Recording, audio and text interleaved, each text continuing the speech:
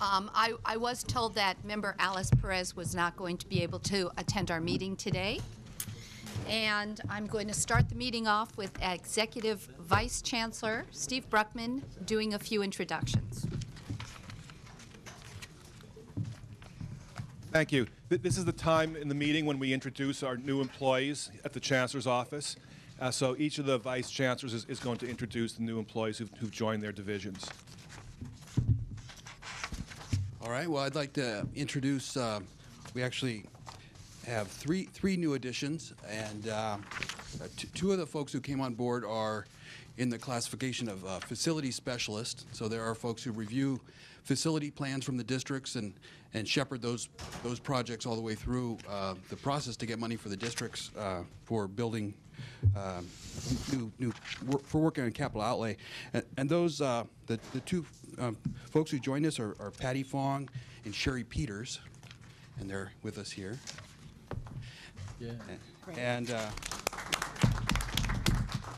we've had quite a few retirements from our facility staff, so getting some fresh blood in there and training that next kind of generation of workers is an important part of what we're doing right now. And in addition, we also had Aaron Trafton join our division as our office technician.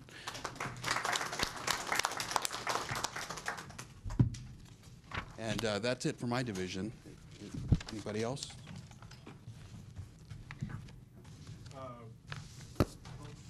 There are a few others, but not everybody's here. Let's see. Thank you, sir. Anyone here from Student Services? Because we have a few Student Services people, and let's see. Well, of course, Barry is new. He was introduced yesterday, and then in the area of communications and the executive office, we have Gary Alexander. Gary will be supporting myself and Terry Carbaugh, and you may have seen Gary. He's seated at that first desk when you walk into the Chancellor's office. So we're very happy to have Gary on board. He started just last week, and I guess that's it for now. Okay, thank you very much. Thank you. I am also going to report that we did have a closed session for evaluation of the Chancellor, and no action was taken. So we're on to item 7.1.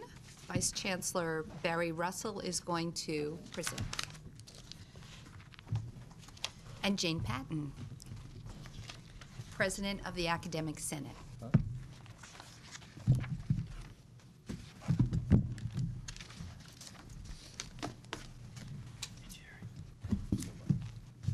Good morning, Madam President and the members of the board.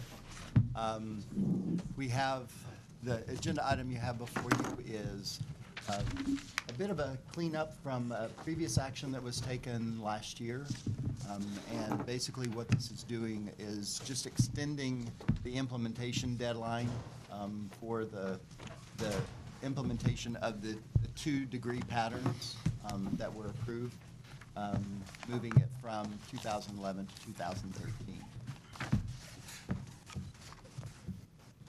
Move approval of the, or is this just first reading? Just a first reading. My question was, hadn't we taken this action already? Yes. So what do we have to clean up? There was an action taken last year, Okay. Earlier this year actually, on this item.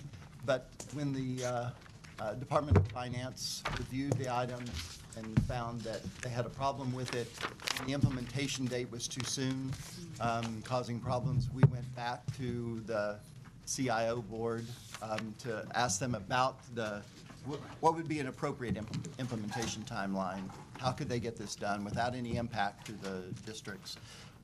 So there was some negotiation back and forth, and the 2013 date came up. And so we have to go back through the system with the first reading, second reading to have this come back forward again. So we don't need a motion? Right. Yes. Okay. Yeah, it's just first reading. Okay, any other questions or comments? Anything you would like to say? Jane Patton? No, thank you. It's already been endorsed by the board, and we're hoping they'll endorse it again. Okay. Well, thank you very much for presenting this item. We're on to item 8.1. And Vice Chancellor Russell will present this one also.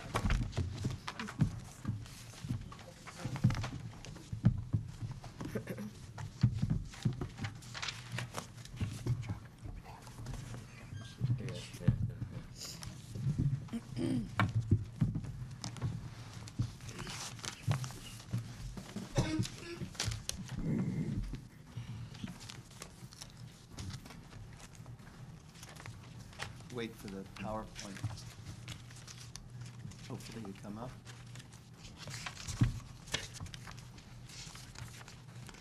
Well, I guess I can look over that one. Oh, nap time. Yeah. We have a gray one and a green one. Bottle of water. Okay, this item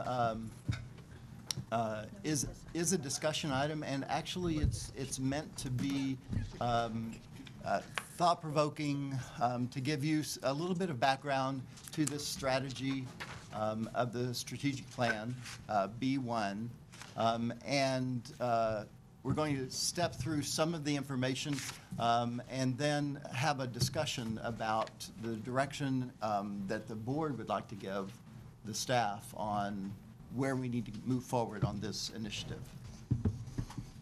And just to review the strategy, basic skills is the foundation for student success.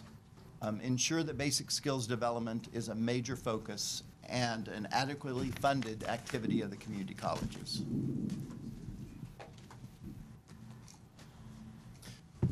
And just to give you a little bit of a background, this initiative started in February 2007 and the actions that started taking place, the major, I'm just hitting kind of the major points at this point, is the poppy copy that we refer to, which is this poppy colored copy, and I did put an extra, we have extra copies of this available. I know it's been passed out before, so I didn't give everyone a copy of it at this point, but if you would like a copy, we do have copies here. I did give a copy to Member Ramos and Member Price, since they were new to the board. But this document represents a great deal of research that took place by a large group of people, researchers, practitioners, classroom teachers, administrators, all came together, prepared this document to give a strong background to where we were going to go with the implementation of basic skills support across the state. Then what happened is there were an initial pot of money that was set aside in 2007 of $33.1 million that was allotted to the community colleges and distributed. Each community college then went to a series of workshops and assessed their own level of how they were providing basic skills. From that, they developed an action plan that provided the direction that they were going to take. And so we have action plans for all the community colleges in the state about where they did their self-assessment, then they developed an action plan of goals and objectives and activities that they were going to do throughout the state. And that now has been going on for a couple of years. So at this point, they are revising, and we've just had a revision of that come through the system, and everyone has submitted their updates and are moving along with their action plans. So the organization and the development of the action items that are taking place across the state has been very organized, very strategic, and as everyone has participated and pulled forward with that. I will say that throughout this process, we have been very fortunate to have the participation of the Academic Senate in this development of this project. I've been in the system, in the California system for about 16 years now, and I am really impressed with the way, in this initiative, the way that the different segments across the state have come together.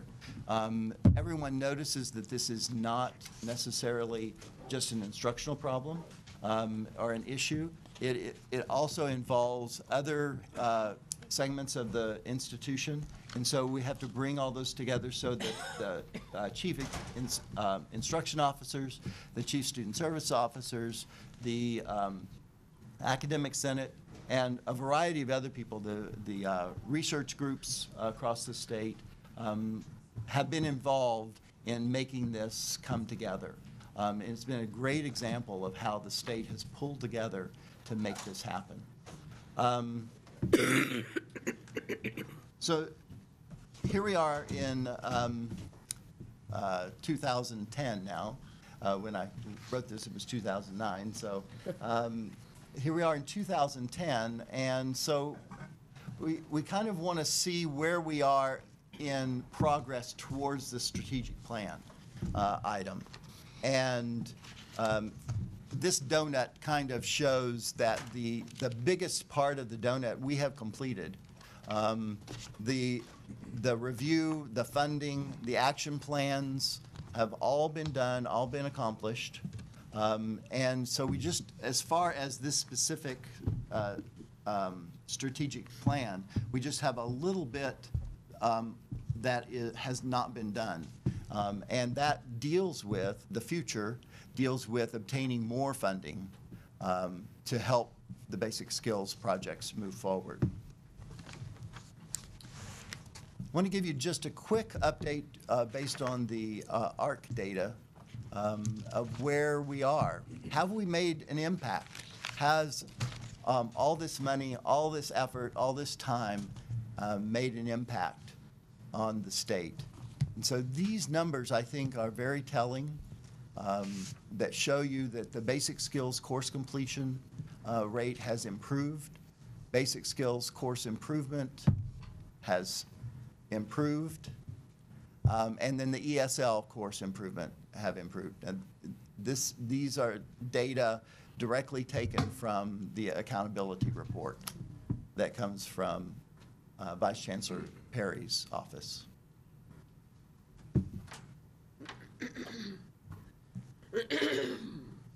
Okay, the next thing I would like to do to get our discussion going, because I think that one of the most important things for us to keep in mind is that the purpose behind the Basic Skills Initiative is student-driven. We have students who are coming to the community college that are testing below college level, and so what we are trying to do is to ramp up for the students.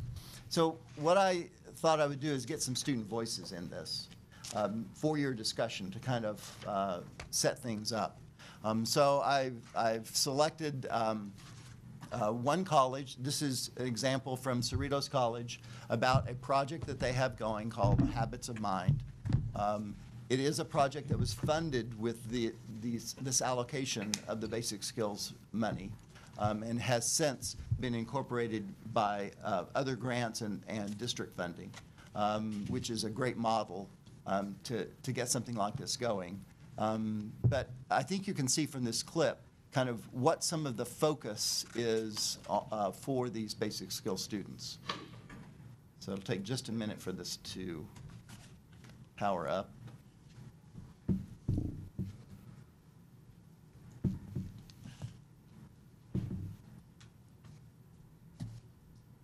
Focus to me is sitting in somewhere in the classroom where you're able to look at the professor, understand what they're saying, understand what they're writing.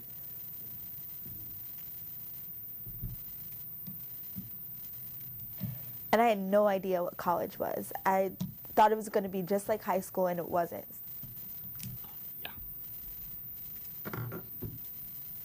No matter how much my friend wants me to go out or they try to bother me, I just try to ignore it, and I don't talk to them. I just say, this is my homework. I need to finish this by the end of this day.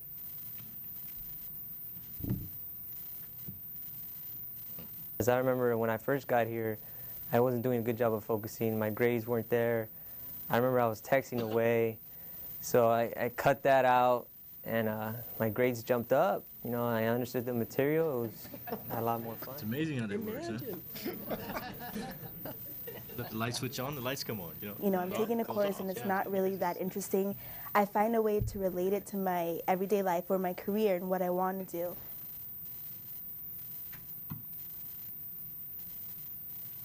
To focus, I like it quiet. I like no distractions. Computer, I can't emphasize enough. All of us are either on MySpace, Facebook, and there's so many distractions.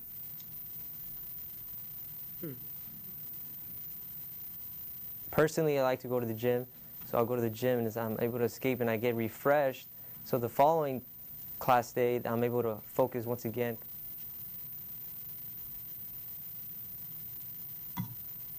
When I'm really stressed, I usually go walk around in a room, go outside, you know, breathe in and breathe out, and then suddenly usually a new idea comes into my mind.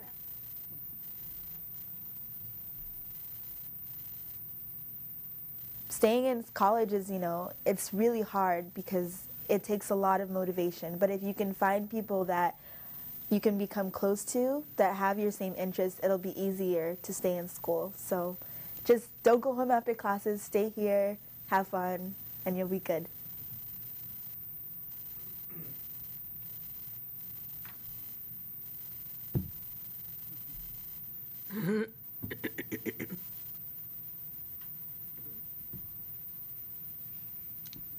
So what we want to do now is to have a discussion among the board about this strategy, the strategic plan B1 strategy specifically, giving you a very short background on the issue. But as we move forward, I do want to acknowledge that there are an army of people, some of them sitting behind me, who have made this project happen. And so as the discussion moves forward, I would invite them to also speak up and provide you some feedback. Obviously, the Academic Senate, led by Jane Patton, and the Basic Skills Initiative, led by Janet Folks, has been very important. And there is a document, and Janet has the document to give you here that they have presented, which gives an overview of the Basic Skills Project from the Academic Senate. So that will be provided. And then also we have in the audience Nancy Cook and Lynn Wright, who are representatives from the Professional Development grant that is funded by the Chancellor's Office through the LA Community College District. And they are here, and there is a report. You have a report on your at your place. It's a rather thick report about what has happened in the professional development. The example that the example I showed from Cerritos College is just one of the examples that has happened at a college. All 110 colleges are doing the same sorts of activities, and they're coming out in a variety of ways. The Academic Senate has hosted many workshops to bring together the faculty. The Professional Development grant has brought together many of the faculty across the state. They're focusing on a regional format, but they're bringing the leaders from the campuses together. They're sharing what they're doing on each campus, getting that information out so that best practices can be spread throughout the state and replicated as necessary. So there's a lot of activity going on. And I think this initiative began with the allocation of the $33.1 million. We've had that for a couple of years. This last year, with the reduction of the budget, that amount went down to about $22 or $23 million. We lost about 30% of the funds. Some of it was backfilled with some of the federal funding. But the problem, I think the overall problem is the potential loss of funding for these programs that are now showing promise. We have data that indicates that these things are working, and the threat is that with the loss of potential loss of funding, is how do we keep these things going? The things we know that work going with less funding rather than more, which we've identified. So. Thank you for your report. Are there any comments or questions? There has to be, I know. Board Member Izumi and then Larwood.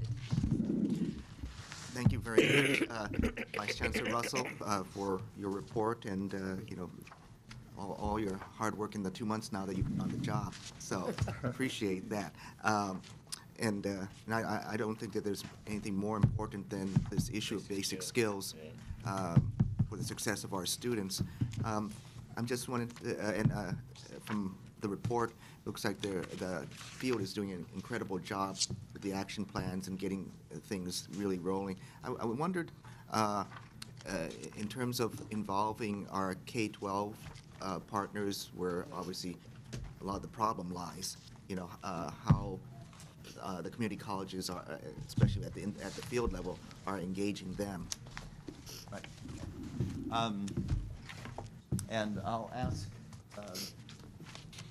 people to jump in here because I can give you at this point with my experience on the job, that this is a project that has feathers out into the whole states so many different ways that there are so many things happening, it's hard to keep up with everything that's going on. We are continually talking to the K-12 because it is one of those issues where the students get to the community college campus and they're not prepared, and it's easy to say, well, they didn't prepare them down there, it's their problem. Yeah. And so we are trying to work more and more with the K-12 groups. One of the things that's on the horizon, you may have heard about this, is the EAP, Early Assessment Project.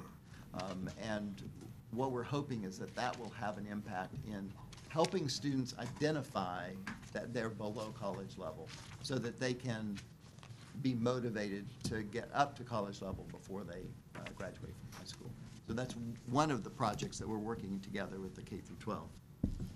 I would just mention that the Basic Skills Initiative did, with funding from the Basic Skills Initiative, create several publications that address the very question that you're raising.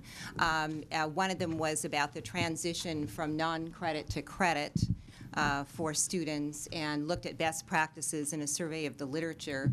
Another one was transitioning from high school to community college. And so we have provided resources and done some lit reviews. And I also need to mention that the largest of the SB 70 grants, Senator Scott's SB 70, which was granted to the Academic Senate, which is the statewide career pathways school to college articulation project, that project brings together the CTE faculty from the high schools and the RLPs and the community colleges in CTE to line up their curriculum. So even though that wasn't a basic skills initiative, it's a very important linkage between secondary and community colleges. Did you want to add to that, Janet, on secondary, post-secondary? There is a publication on secondary to post-secondary transition, and we definitely have recognized this is an important area where we have the plans.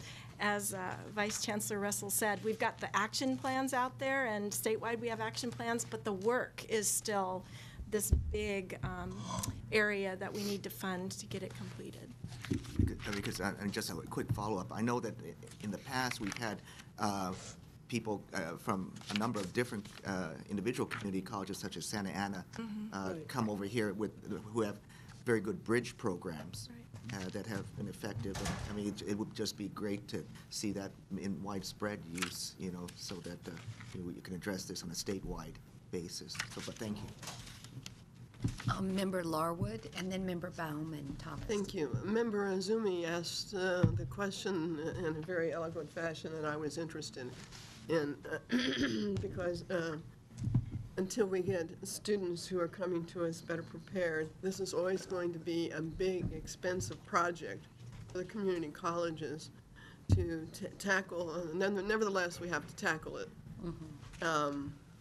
So I guess I'll go on to the next question then. And what is the hope that we can continue funding this project, given that we see benefits coming from it? And of course, we will have to track that there are benefits and significant benefits. But is there any hope that we can continue to fund this?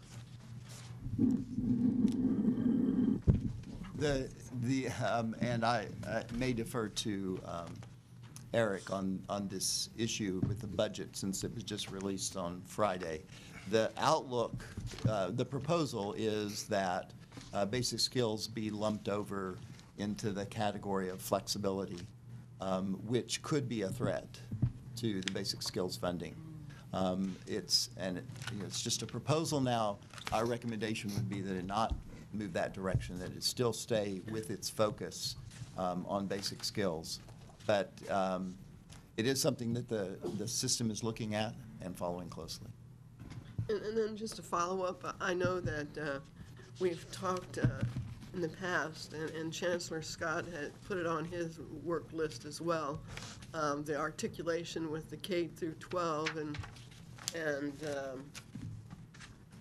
no, you can't talk improvement with K through 12, but has anything happened at your level with that articulation, with talking to leaders in K through 12?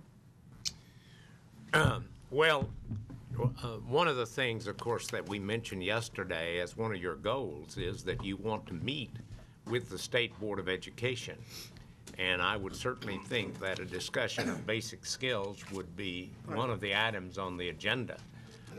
As I said, we are waiting to hear back from Ted Mitchell, the chair of the State Board, who was very open to this possibility, but was to get back to me when he discussed it with the State Board in their meeting.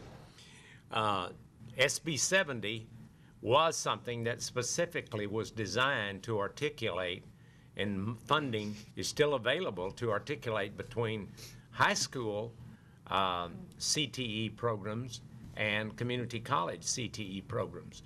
I recall maybe a year and a half ago being at a workshop or presentation in which our Academic Senate president, in a little different role, was presenting some of the work that had been done. So perhaps she might also want to comment on that in terms of that work. But it's a huge problem. There's no question when something like 85% of our students come from the high schools either being deficient in math or English or both. And so we have, some colleges a fewer number, some colleges a greater number. And so it is a very, very large problem, and I appreciate all the work that's being done on it. And I'm excited about some of these. If you listened yesterday to our awards that we gave out, you heard about some colleges and districts that are doing exemplary work in this field. I would love to jump in if I may. Thanks to the SB 70 grant and the Academic Senate's leadership on the School to College Articulation Project, we have an infrastructure in place for aligning the CTE courses from secondary to community colleges. And that infrastructure includes a database, includes articulation agreements, but before all that, it includes a structure for bringing the classroom practitioners together from the secondary and the college to say, this is what a course should look like. This is the standards we expect at the community college. If you do these things in your high school, then we will consider giving them credit for college work while they're still in high school. And we've developed over 100 articulation templates and many, I think 500 articulation agreements that really are ideally transportable across the state. Well, this structure, what happens is when you get faculty sitting across the table from one another, they love to talk about teaching teaching and learning. They love to talk about the curriculum. What if we use that same model for English faculty? What if we use that same model for mathematics and history, et cetera? So we are convinced that we have an infrastructure in place that is proven and that is successful, that now should be expanded beyond the CTE, where we can talk to the high school teachers, understand more what the expectations are at the college. And if I could just jump in, another aspect of the basic skills work we've been doing is on the other end, we met with the CSUs and the UCs in ICUS, and we have clearly documented the competencies required in high school for English, reading, critical thinking, mathematics. And so as we publicize those are becoming the tool, because that's the target that many of the standardized curriculum never hit. They went off in a different direction. In addition, with the EAP that Vice Chancellor Russell spoke about, we have the opportunity to take advantage of some of the CSU work that they've done on English and reading in order to help boost the students up. Thank you. Member Bao. I want to talk a little bit about what's happening on the front lines at the district level. And first off, a shout out to Lynn Wright, who's the basic skills leader at Pasadena City College. But there's a lot of programs that we've talked about in early assessment. We know that the problem is systemic, going down to the K-12, and we're making progress in that area. And then we celebrate at the Board of Governors the programs that, the innovative boutique programs that are piloted and then can be shared.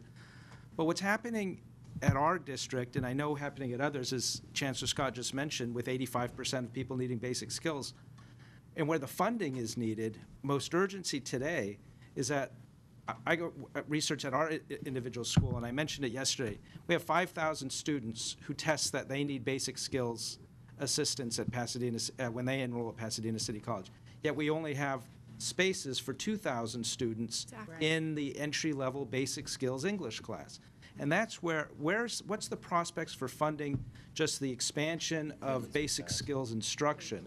One other thing we're trying to do at our district is at least reorient some of our hiring practices so that when we hire new faculty, we also look to their ability and passion for teaching basic skills in addition to that. But what's the future of just being able to expand those classes? Because that's where most students are going to get their basic skills instruction. They might not be able to participate in one of these 360 programs where they get the counseling and all that, but they at least need that access to that class to get that English training or that math training. And I think you've hit a nail on a head. There are many nails in this issue, and it's something that we are very concerned about, is the access to these classes. And that's one reason that we're trying to focus the colleges in their work on the three areas, basic skills transfer and career and technical education. Mm-hmm. That basic skills is very important. As we do that, it's very important for everyone to work together to make sure that the funding remains in place. This possible reduction in basic skills funds is one thing, but also when you just step back to the apportionment, the basic apportionment that we get for those classes, we need to make sure that the support stays there. And so that's one thing that we'll keep focusing on. And that's an advocacy role we as a board are going to need to play. When we went through our confirmation process, one of the senators that we met with maybe was provocative, but he was talking about his frustration that we are getting so many basic skills needing students at the community college. Maybe he should redirect funding to help the community colleges meet that additional need. But I think that we need to continue to make our case to the legislature, because we don't want to do it at the expense of reducing transfer courses or reducing CTE courses. And that's the decision we'd have to make. If we would reorient our schedule to offer more basic skills classes, we'd have to take away from transfer or CTE, and we're not ready to do that. The other thing I wanted to thank Lynn for in our meeting last week, I saw one of the best articles I've seen in educational journalism about community colleges when the Washington Monthly did an analysis of basic skills and the challenges students have in succeeding at the basic skills level. And I don't know if you've seen that article, but there's is that part of our process too? And they call it the leaky pipeline, that people enter basic skills and never get out. Right. And then how are we addressing those issues? And it's a great article, and I hope we can share it with the rest of the Board of Governors. I'd like to share one thing. Yesterday, when we heard about the exemplary programs, embedded in all of them yesterday were examples of ways to address the very problem you're raising. We couldn't have sections for 5,000 students to take their basic skills, because you're right, we then wouldn't offer any other courses on campus, and we'd only have faculty in basic skills. So to keep your balance of curriculum, if you will, at your college, you need to do things such as contextualized learning. You need to do things such as providing better tutoring and the workshops that they're doing at Bakersfield College on discrete skills that students need so that they can begin their CTE courses but get the support they need, and in the meantime begin to take their basic skills courses. So there are great, and the learning communities we heard about yesterday, there are a lot of strategies, and these are the examples that you heard about yesterday of trying to address that exactly. Mm-hmm. I do have to insert that that a concern is that I'd like to raise for you all is that the action plans that were developed under the APG at the local colleges got them started really as a pilot in some very important areas, and it appears that there is not any funding to sustain that. And so the fear is that what people will say is, well, that's another fad. That basic skills was a nice fad for a while, and obviously this is not a fad, and the work has only just begun. So sustaining that local support through concrete funding, I think, needs to be a very high priority, if I may insinuate that. And we're going to have to demonstrate success in those programs because of articles like that. They'll say, you know, why should we provide additional funding if people just get lost in the basic skills system and don't get through as well? And excuse me, but I don't know if you've read the latest report that came out of Virginia where they claimed that this cycle, or it was a cyclonic effect, drawing people down once they got stuck in basic skills and they weren't getting out.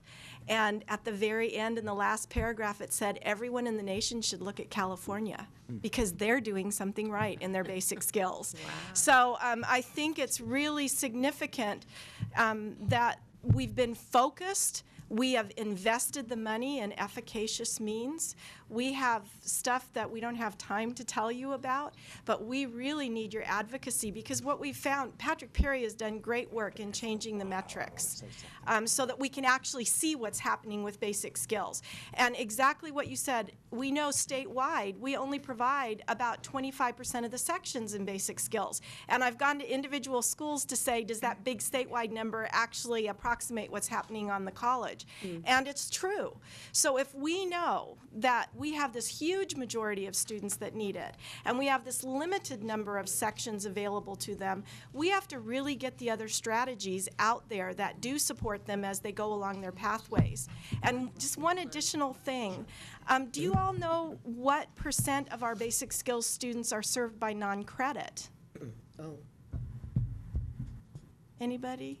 I didn't know when I first started this thing, and I'm not the Basic Skills Initiative person. I'm the Academic Senate Chair of Basic Skills.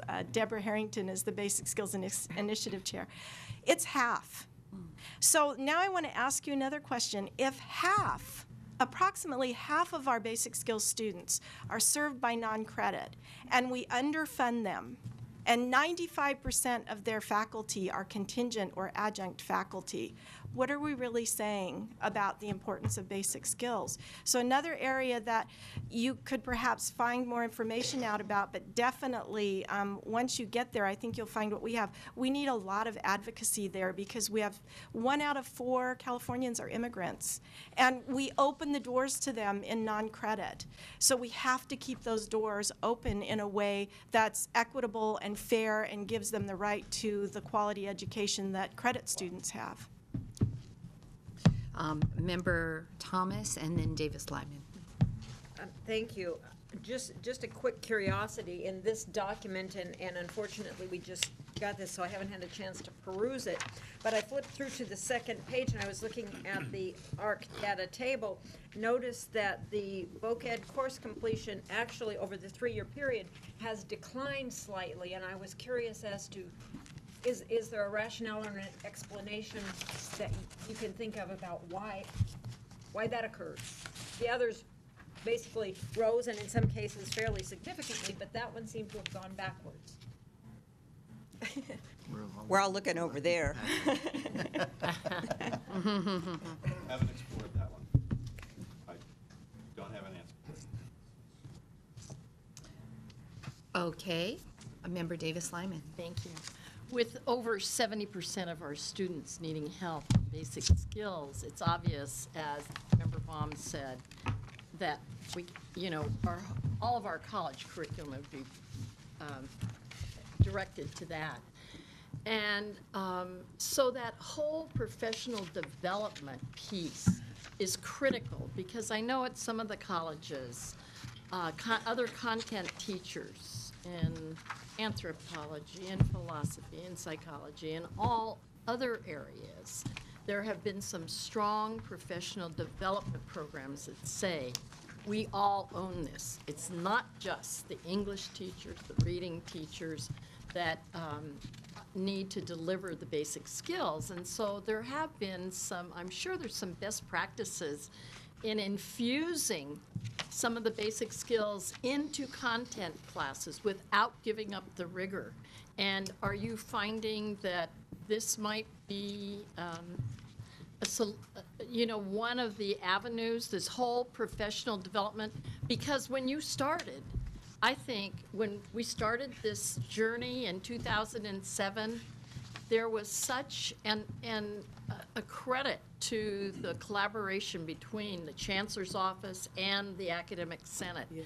There were the most exciting regional workshops that I have ever attended, because we knew it took leadership at the top. So the VPIs would be there, some presidents would be there with teams of people. It is an entire campus committee, college community issue. It is not just one department's issue. And so are there best practices that, other than projects, I mean, we're seeing lots of projects that are encouraging, but most of those cost money. Learning communities cost money. Do they pay off? Sure, they pay off. And actually, if you do a cost-effective kind of analysis, instead of students dropping out of basic skills classes, which we see often, those learning communities keep students in and they progress to the next level. But they do cost money too. So what about this professional development end of it? I believe that Vice Chancellor Russell has available for you on a small CD with a summary of all of the chapters, the Basic Skills Handbook that was just published. It's over 800 pages, so we didn't want to give you a phone book to take home. But in this, it addresses the effective practices, and in order to get into that book, we had to know that there were statistics that showed that these practices were effective. It may be a little bit boring to some of you, because at the end of every chapter are things they can download and use in their classroom tomorrow. So it's costless, basically. The Chancellor's Office printed this, and we've given out 2 hard copies to every college, and then we've got all of these other CD copies for you. But we have identified effective practices. We do know that it requires this statewide focus. Somebody that's at the top that can say, oh, we know that that program is really working over here, so let's suggest it over there. It requires regional work so that we can meet face-to-face with people. But I think that the fact that those numbers in ARK are going up, and I know statistically people might say, well, they could go down, but they seem to be going up.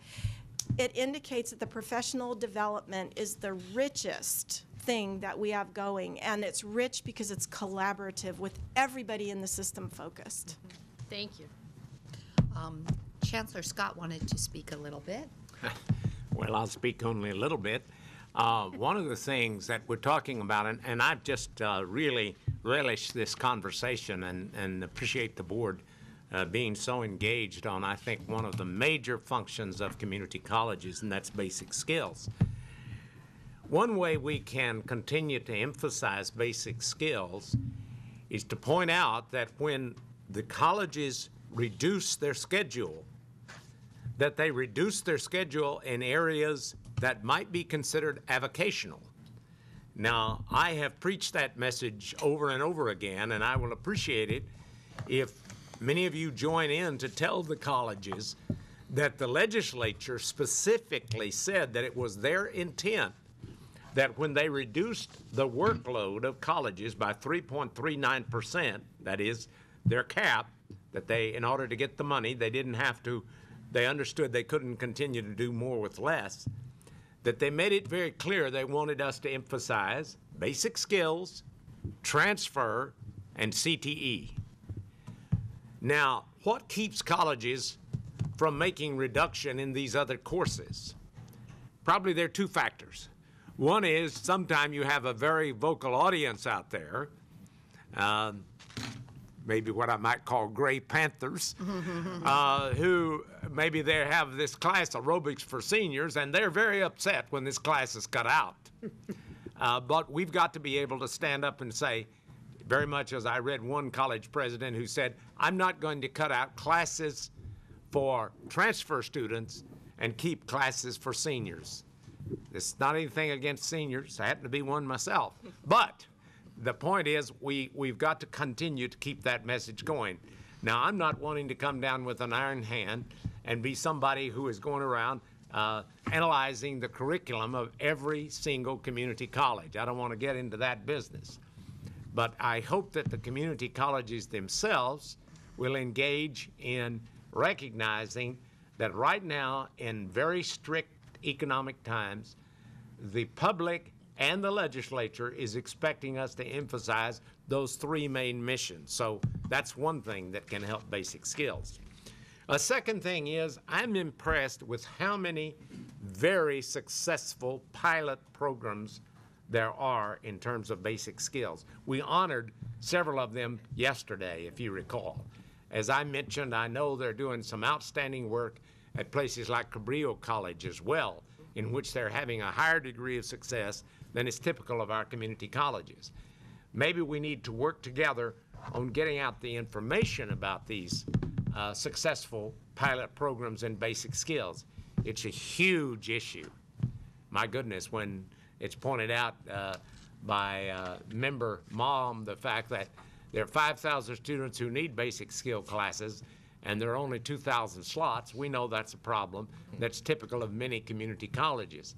We can't solve that problem overnight. We can't simply say, well, we're not going to offer any transfer classes anymore or no more career technical classes and just turn ourselves into a basic skills college. But this is a task that's been given us, and we're quite willing to tackle it. We do want to, as I said, we're going to try to meet with the State Board of Education, and we want to emphasize ways in which the high school curriculum might be changed in such a way that it's designed to better prepare students for college. We've started a pilot program this year of assessment to join with CSU that we're going to assess high school juniors, and in that we're going to let them know, oh, by the way, you're deficient in math, or by the way, you're deficient in English, and you need to spend the senior year in high school getting yourself ready. So I just simply add those comments to what I think has already been an extremely fruitful conversation. Member Price. As a student, I see that the need for basic skills classes is only going to continue to rise. A lot of the focus is put on the K through 12 and the high school students coming on, but with the economy, with unemployment, with all the returning students that are going to be coming in, I think that's going to bring in so many more. I'm a basic skills student, and I was a returning student with math, so I do see that there's going to be that need also. Thank you. Thank you. Any other board members wishing to speak? Well, thank you for your report. Thank you for your hard work, and we will advocate definitely for this. If I could just take one quick moment. The document that the Senate prepared, Lessons Learned, I think will provide you a really nice summary of some of the discussion that's been going on here. So if there were one document, I would say pull out and read this through. And Janet is the author of this, and I don't know if you have a couple of things to say. If I could just say, do you remember yesterday when SCE gave $1 million to the community colleges? One of those colleges identified has 98% of their students not at college level in math, and 96% of their students not at college level in English. And that was before we began the CB21 work to align all of the basic skills outcomes, and we now know that they were calling college level 8th grade math. So you are looking at a school where someone has just given us $100,000 for that school, and the students really can't even begin that green technology training because they don't have that foundation that's necessary. So if I could, I'd just like to conclude with a couple really important things that we've learned. And I want you to image Compton and LA Southwest and some of these other schools. And we've been working with the students a lot. We love working with them on basic skills. This is an equity issue. If you look at the demographic changes in California, we outstrip the entire nation. And if you look at the students that are in basic skills, particularly in non-credit, we already are California 2020. We are the future. And as I say in here, we're an image of what the future will look like. If we can't bring them now to the skills that they need in 2010, we're going to look at a 2020 that has this gap, and it's going to be an equity gap. And we're the answer. You guys are the Board of Governors for the answer for California's economic situation. And basic skills is the key. It's the key to get there. So I just want to emphasize the fact that the work that we've been doing is outstanding, and it's continuing to go. The handbook, if you look at it, over 100 faculty put that together. We know we need interventions. We have retooled. We have retrained. We have instituted new things. We need you to advocate for us. And we need that basic skills money not to be flexible, because I'm just sorry to say it will flex right out of there into the way that we've always done things.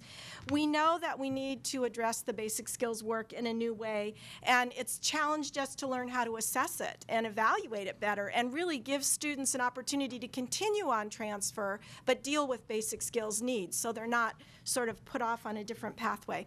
But another thing we learned is that the California Community College faculty, administrators, and staff, we were as underprepared as the students were.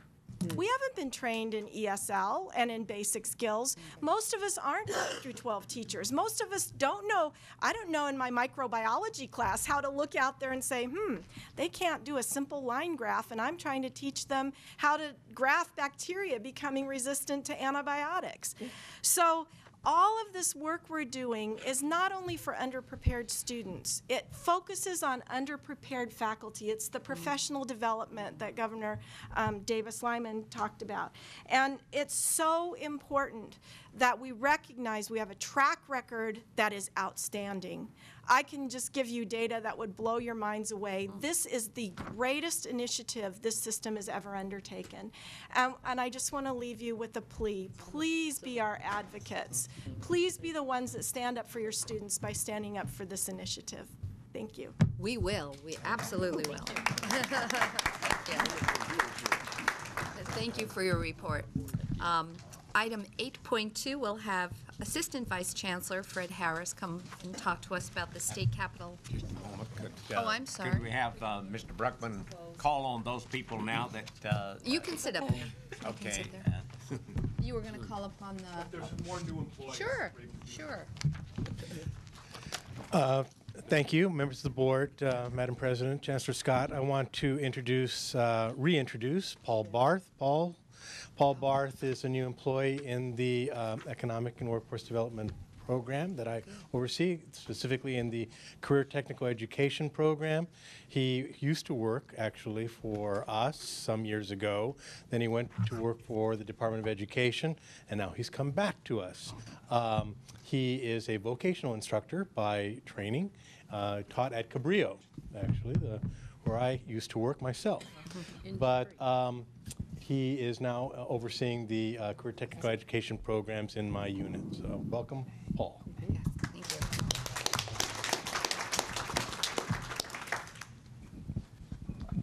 I'm going to short stop this. I have one person I'd like to introduce who is not a new face, but is in a new position, and that's Stephanie Lowe, who has been named the Dean of Curriculum and Instruction in the Academic Affairs Division. And I'm pleased to introduce a new employee in the Government Relations Division, Rosa DeAnda. She returns to us after 10 years away from the Chancellor's office, where she was a program specialist in career tech and Mesa MEP.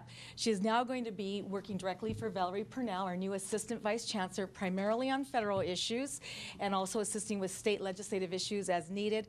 She has an impressive background. She was a chief consultant for the Assembly Higher Ed Committee during that 10-year period away from us, and also worked in the private sector for a number of years, working with K-12 districts. So welcome, Rosa.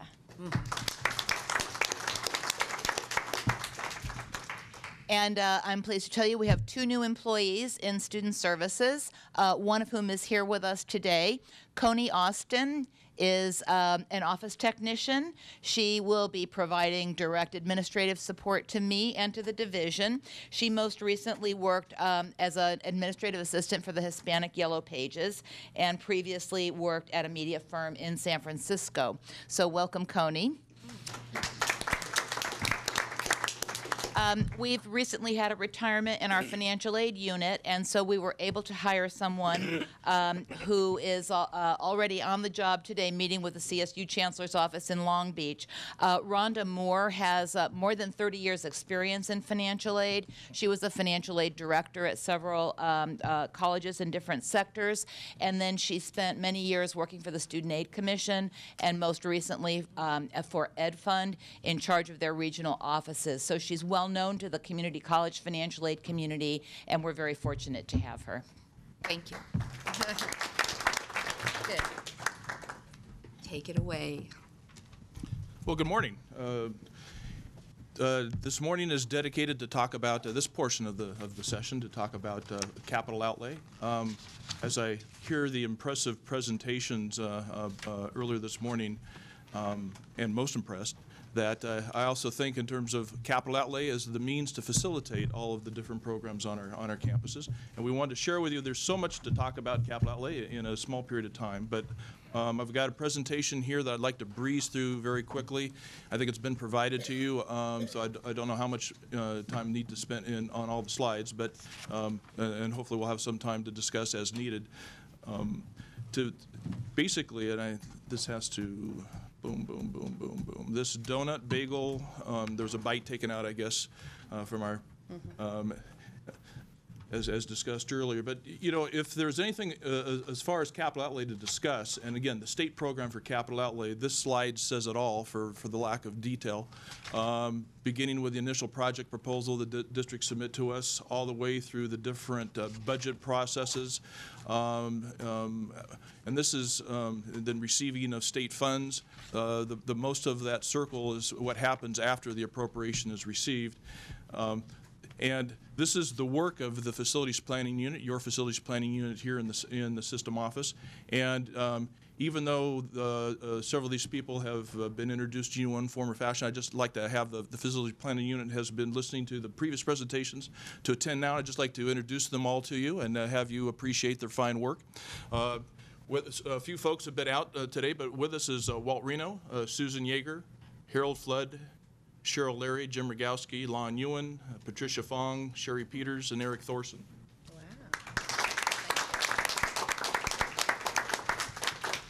A very high-performing group of folks I'm proud to be associated with, and it's a pleasure to work with them. As you can see in terms of the slide, 4 asterisks, we've had 4 new hires in the last year to replace retirements, and we're humming along to get the job done. Real quickly, largest system in public higher education in the world. Lots of students, 70% of the state's public college students. 25% of all the community college students in the U.S. are enrolled here in California. And as I like to fondly say, that we're the system of first choice, not the last resort. I say that from a facilities perspective when I see what is going on our campuses, the melding of programs and the cutting edge technologies that are being applied to to do educational service delivery, it's pretty awesome. And again, the system of first choice. System-wide detail, we've got 72 districts, 110 campuses, really overall 200 sites statewide eligible for state capital outlay, over 21,000 acres of land, close to 5,000 buildings, getting on to 65 million gross square feet, and innumerable outreach operations, all from a capital outlay particular angle. On a 10-year basis, we estimate that we have a need for both new facilities and renewed facilities of close to $35 billion, or close to $36 billion. During the next 5 years, we project a need, not necessarily the funding for, but the need of 15 million square feet for new buildings to accommodate growth, and 28 million square feet that needs to be modernized in existing buildings, because 74% of our current inventory is over 25 years old and 60% is over 40 years old. So in addition to the new buildings that everyone wants to build, we need to make more modern and useful and further utilize the facilities that we have online. 65 of our 72 districts since November 2000 have approved local bonds. That's the success story in facilities really in this last decade.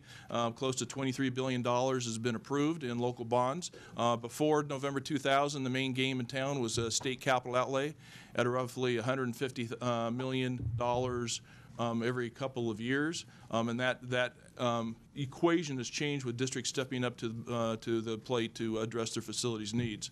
The last state education bond, with the 2006 education bond, Prop 55, provided $1.5 billion, close to 48.8% of the higher education pot of dollars went to community colleges.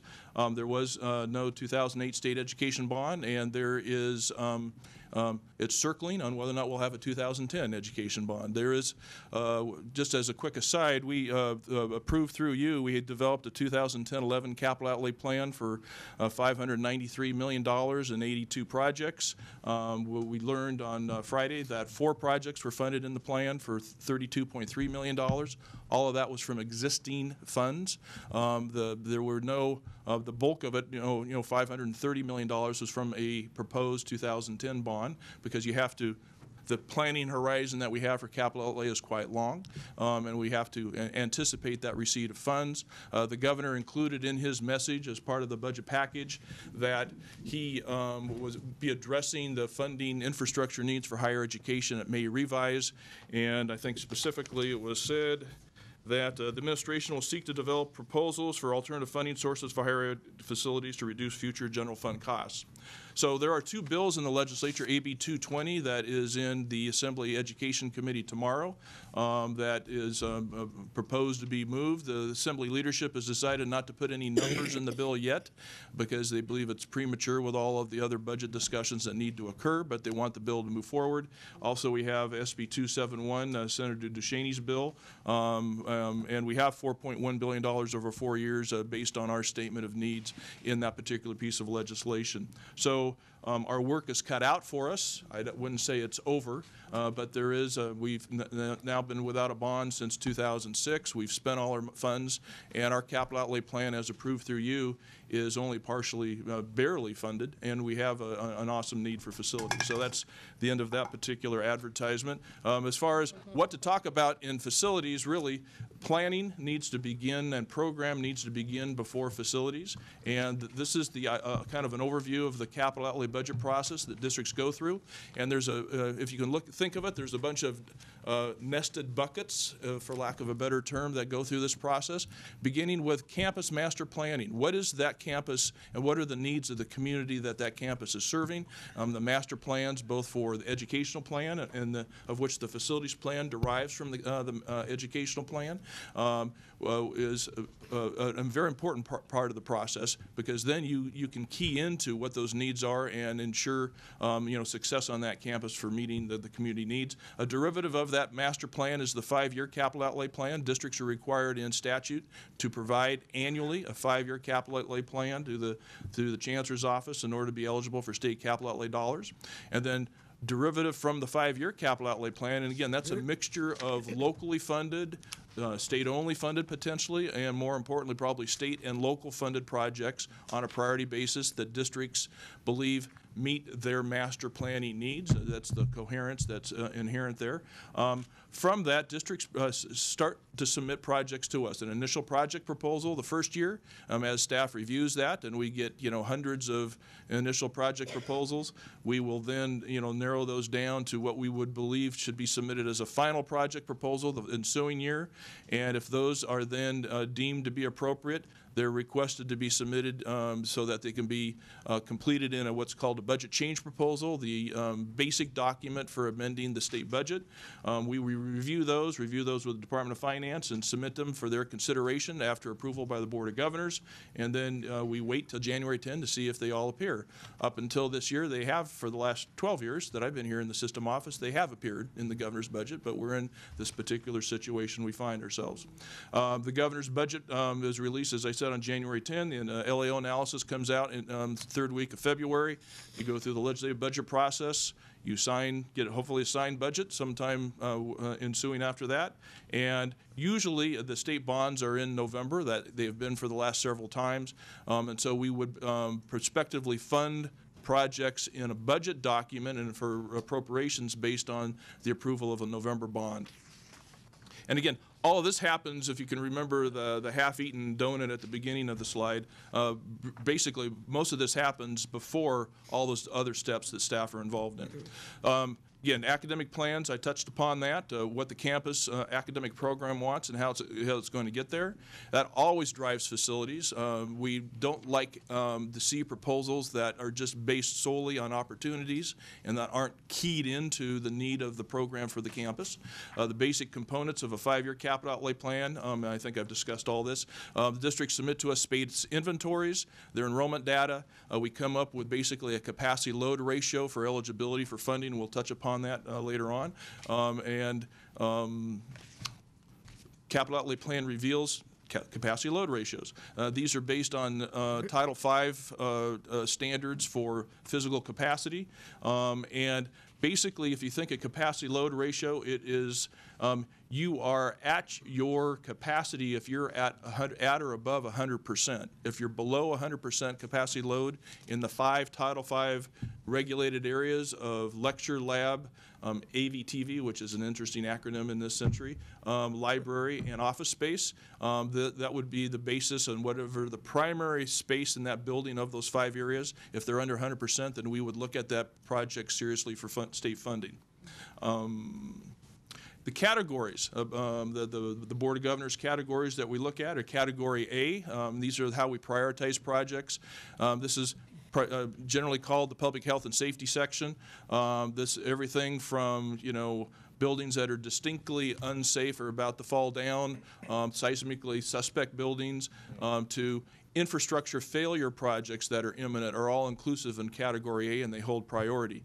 Category B and C are the 2 instructional capacity categories. One's for growth and the other is for modernization, and you'll see that pattern carry itself over in category. I'll just jump to categories E and F. Similarly, E is the growth category for institutional support facilities. F is modernization for institutional support. And then category D is somewhat unique to community colleges, but it's a desired need. These are projects to complete an existing campus. It's primarily performing arts buildings, PE facilities, and child development centers are the projects that are a priority that tend to come up in this particular category. This is how we characterize projects as we get into them. They are given a particular percentage of funding in each of these particular categories and each year as we have funds, and again, we zero base our project list every year, so everything has to recompete for new projects each year if it didn't receive funding in past years. We would categorize in these particular areas, and once we run out of money in that particular category, then we cut off the funding for that. And if there is residual money left over in some of these categories, then they could fund other projects. That's a real quick overview of how that process works. Each of the categories have points assigned to them, and this is how we objectify and quantify the competition between projects. There's a maximum of 200 points. For growth projects, and that's categories B and E, the maximum of 200 points, 50 points for each of the 4 categories. of determining campus enrollment growth, how it compares with the project that's being proposed with its existing inventory, how it solves it's the square footage change need, and the local contribution. Local contribution, if I just might touch upon that real briefly, especially with the local funds that are available. We don't have a requirement, and I think there was a requirement maybe in the early 90s for a required state match. That was rescinded by the legislature sometime in the early 90s. And I know when I came to the Chancellor's office after working in the legislature, I was basically saying it's inevitable to have a match. After being tarred and feathered a couple times with our district folks, I've quickly deleted the word match from my spell check, and we came up with a I believe, much more successful process for local contribution. We call it it's an incentive, but the district is incented to contribute up to 50% of the state supportable costs of a project, and it can receive up to 50 points on a sliding scale of its contribution.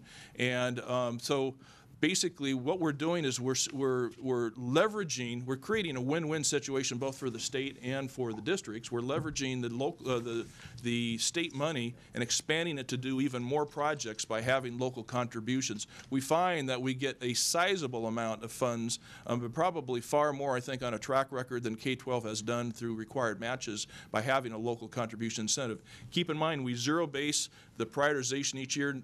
No one knows until we're done with our review of projects what projects will get funded. So generally districts are, in general, unless they have just an outstanding project that gets close to the 200, the 150 points on its own, or the 200, are incented to provide up to 50% of the cost. And I would say the majority of our projects are joint state and local funded. Anyway, that's the local contribution. We've created this incentive in consultation with districts, and we find it's far more successful than having a required match, because in a required match, there are some districts still that don't have local bonds, and to basically discriminate against them for those districts, the more have districts, for a project that on a priority basis, on a measurable basis, is a high priority project. We felt that that wasn't in the best interest. So we try to get, and again, this is to me what the legislature has charged the system to do, is to fund the highest priority projects with the state money, because there's never enough state money. We always have scarcity in that regard, and so we have this prioritization process. Real quickly, for modernization projects, category C and E, 200 points. The majority of the points is based on the age of the building, and we're transitioning over based on our Fusion database system on the facilities condition index of the building, the types of the age and the quality and the life cycle basis of, or the rest of the life cycle of the systems within a building. There is a score that's assigned to that. Also, how it activates inactive space, and of course the local contribution is 50 points.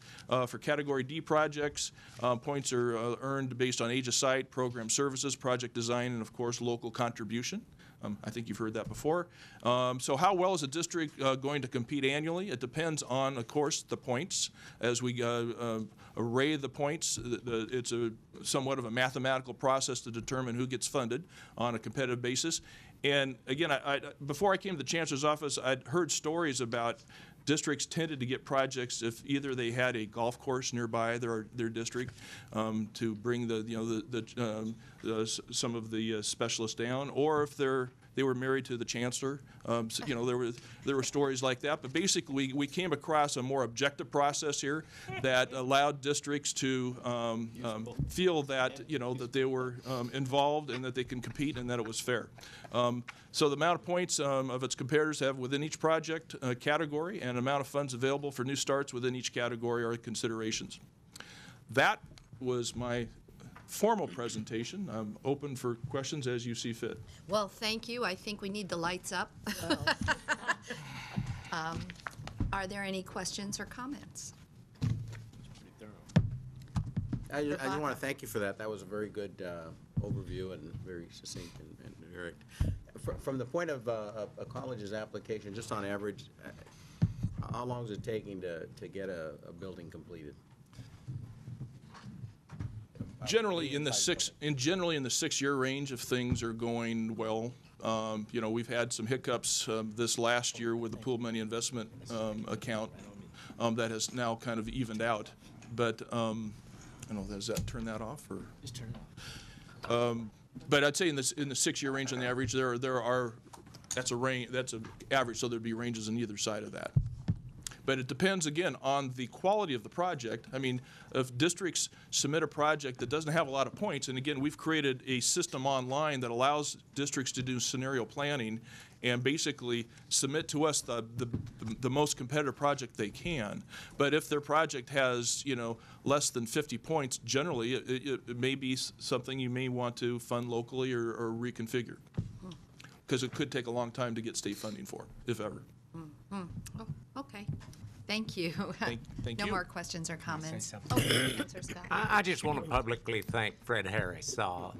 I heard many good things about Fred's work prior to coming to the Chancellor's office, and you can see how competently he runs this facility section. Occasionally I say to a staff member, we don't have much conversation because you seem to be doing everything right. And, you know, I don't, it's amazing how sensitive facilities are and how few complaints come to my attention. So I just wanted to publicly thank you, Fred, for your work. Thank you very much. Excellent. Thank you. Thank you, Fred. We are going to take a 5-minute break, and we'll be back for the final part of our session today.